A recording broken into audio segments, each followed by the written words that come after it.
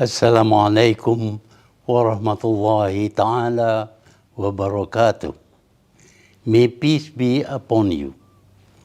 Ladies and gentlemen, first of all, I would like to thank the organizer for inviting me to share some thoughts with all the distinguished personalities present.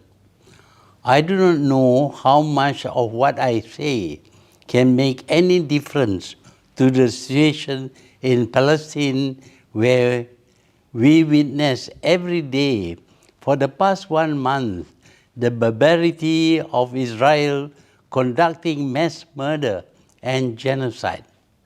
But I am bound by a very basic principle in Islam when witnessing a grave injustice in which, if I am not capable of raising my hands and joining the fight, I must speak up and oppose the tyranny. And that is what I am doing. I am now 98 years old, and I have lived through numerous phases as the world evolved. I have witnessed the cruelties and atrocities of colonialism, the arrogance of the colonialists, and the hypocrisy of powerful nations. But the arrogance of Israel is its barbarity and colossal disregard for human values equals and most times surpass the horrors committed during the colonial past.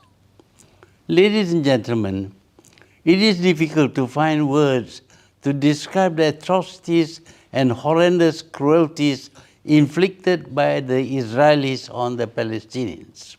These horrors perpetrated by the Israelis are brought right into our living room as we watch them on news channels and other sources of information on social media platforms.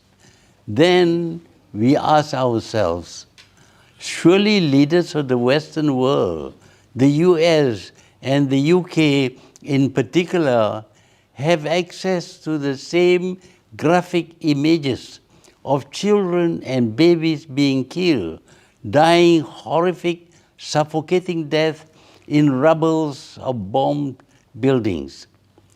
On the one hand, these leaders of the so-called civilized world demand the third world to observe human rights and even animal rights, and show overbearing concerns over homelessness and poverty. And yet all these that they preach to the world are being stripped blatantly of the Palestinians. Worse, they are abetting the Israelis to deny Palestinians of their rights, their homes, while totally impoverishing them. They supply the arms and incendiaries, including phosphorus bombs, to Israel to conduct genocide on the Palestinians and deprive them of all their rights. Surprising as it may seem to most people, it is actually a consistent trait of leaders from these nations who are imperialists. If we today discover that to these leaders the lives of Palestinians are of no consequence, it was likewise to them with the lives of the Iraqis, the Afghans, Vietnamese, Japanese, Koreans, Africans, Irish, Malays, Indians, Aborigines, and Native Americans. In the past, when they were pursuing their imperialistic dominance, they labeled freedom fighters with pejoratives, which I am sure we are all quite familiar with: barbarians, rebels, savages, uncivilized, infidels, recalcitrant, and of course, terrorists. As in the past, all these labeling are mere facade to distract the rest of the world from what was actually happening, the expansion of imperialism. For us, we need to be steadfast in our support for the Palestinians and call a spade a spade. Israel is an occupying force committing genocide on Palestinians who are the occupied people. Israel is being abetted to commit the atrocities by the Western powers, whose hands are as bloodied as that of the Israelis with the blood of Palestinian children and babies. And let us be clear, in any language or definition, the occupier is the evil force, and those occupied are victims. Victims of occupations have every right to rise against their occupier. And Palestine had been occupied for more than 7 decades, and we should not let ourselves be taken for a ride by the modern-day imperialists who want to confine Israel's genocidal reaction to Hamas retaliation on October the 7th. The world must be reminded that the genocide had never ceased since the illegal creation of Israel, and that it is funded and armed and fully blessed by leaders of these nations.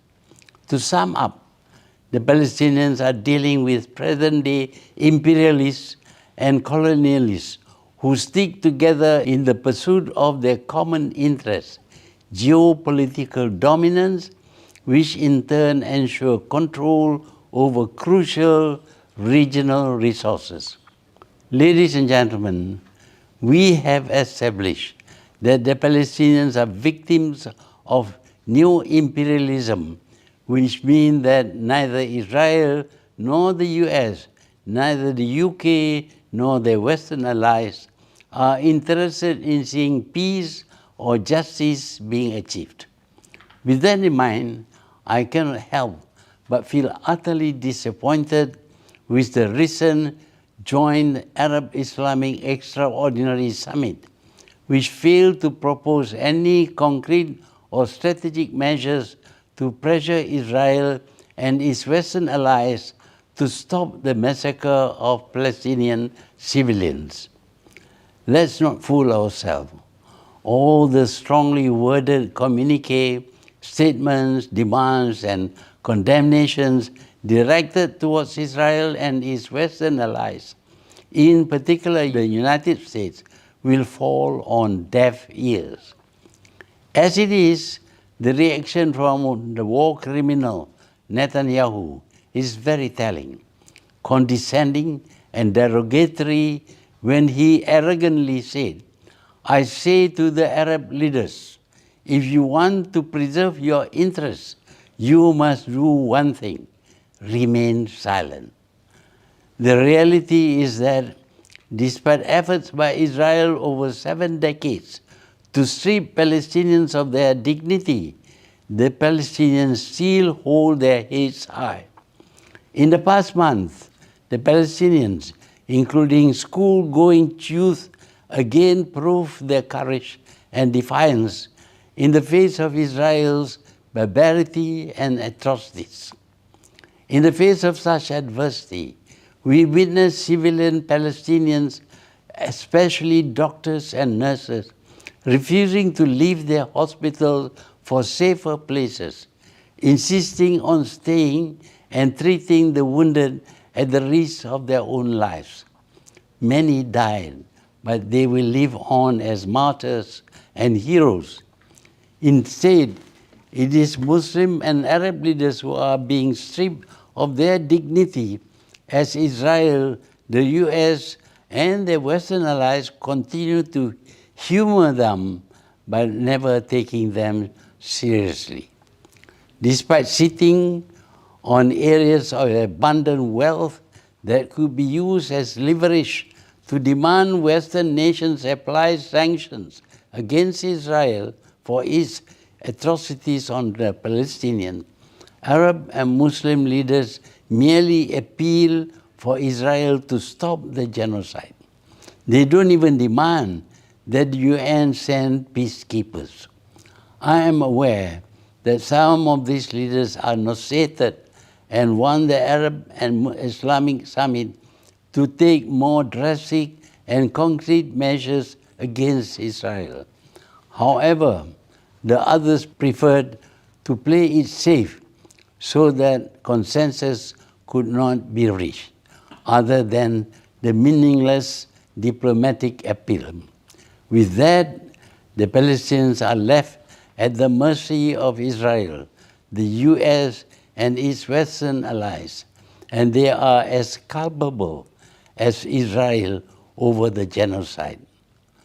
Wassalamu alaikum wa rahmatullahi ta'ala wa barakatuh, and thank you.